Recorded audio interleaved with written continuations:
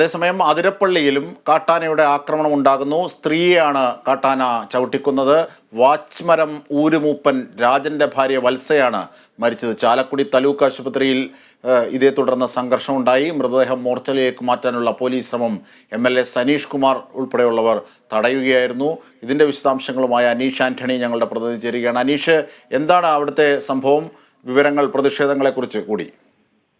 അജിംഷാദ്, ഇപ്പോൾ ഇവിടുത്തെ സംഘർഷാവസ്ഥയ്ക്ക് അയവ് വന്നിട്ടുണ്ട്.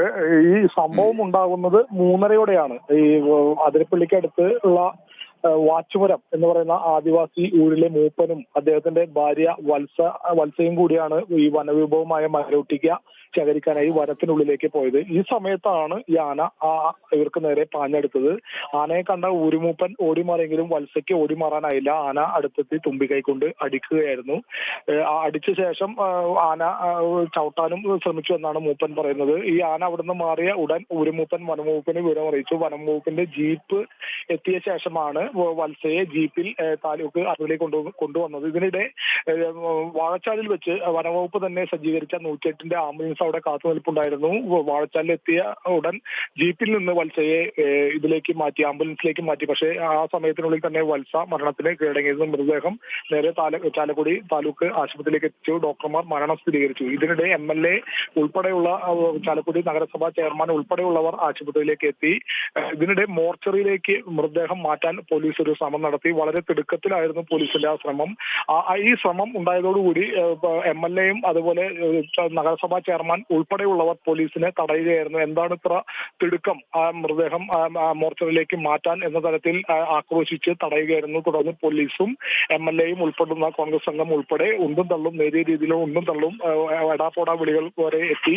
ഇതിനിടെ ഇത് അല്പനേരം തുടർന്നു. പിന്നീട് രംഗം ശാന്തമായി, ആളുകൾ പുറത്തേക്ക് അടുക്കുന്നു. ഇതോടുകൂടിയാണ് പുതുക്കാട് പ്രതിപക്ഷ നേതാവിന് മറ്റൊരു പരിപാടി ഉണ്ടായിരുന്നു. അവിടെ നിന്നും നേരെ ചാലക്കുടിയിലേക്ക് എത്തി. പ്രതിപക്ഷ നേതാവ് മൃതദേഹം കണ്ടു. അതിനുശേഷം മാധ്യമങ്ങളോട് പ്രതികരിച്ച് സർക്കാർ ഈ വിഷയത്തിൽ കടുത്ത നിസ്സംഗതയാണ് പുലർത്തിപ്പോരുന്നതെന്നാണ് പ്രതിപക്ഷ നേതാവ് മാധ്യമങ്ങളോട് പറഞ്ഞത്.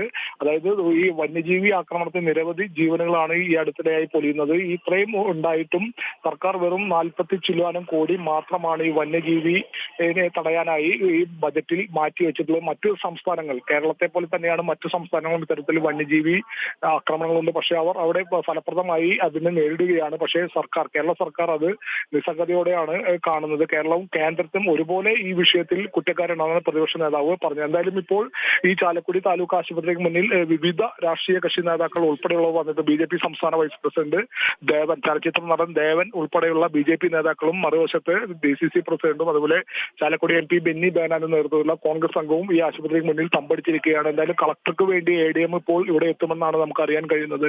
ADM എത്തിയതിനു ശേഷം ഇവരുമായി ഒരു ചർച്ച ചെയ്തതിനു ശേഷം രംഗം ശാന്തമാകുമെന്നാണ് ഇപ്പോൾ പ്രതീക്ഷിക്കുന്നത്. എന്തായാലും കോൺഗ്രസ് നേതാക്കൾ ഇപ്പോൾ ആശുപത്രിക്ക് മുന്നിൽ കുത്തിയിരിപ്പ് സമരം നടത്തുകയാണ്. മുദ്രാവാക്യം വിളികളുമായി ഇത്തരത്തിൽ വന്യജീവി ആക്രമണം തടയാൻ സർക്കാർ ഫലപ്രദമായി ഇടപെടണം എന്നാവശ്യപ്പെട്ടാണ് ഇപ്പോൾ ഇവിടെ കോൺഗ്രസിന്റെ നേതൃത്വം DCC പ്രസിഡന്റ് ജോസ് വള്ളുവിന്റെ നേതൃത്വത്തിൽ ആശുപത്രിക്ക് മുന്നിൽ കുത്തിയിരിപ്പ് സമരം നടത്തുന്നത്. സമീപത്ത് തന്നെയായി BJP നേതാക്കളും തമ്പടിച്ച് നിൽക്കുന്നുണ്ട്. ആശുപത്രിക്ക് മുന്നിൽ നേരിയൊരു സംഘർഷാവസ്ഥ ഇപ്പോൾ ഉണ്ട്.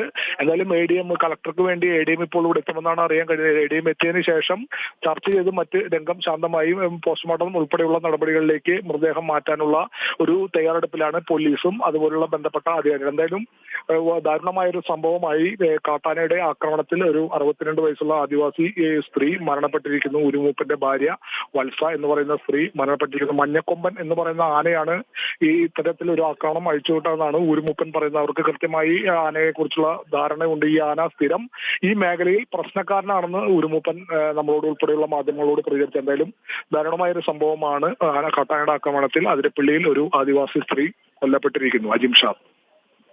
ശരി അനീഷ് ആന്റണിയാണ് വിവരങ്ങൾ, വിശദാംശങ്ങൾ നൽകിയത്.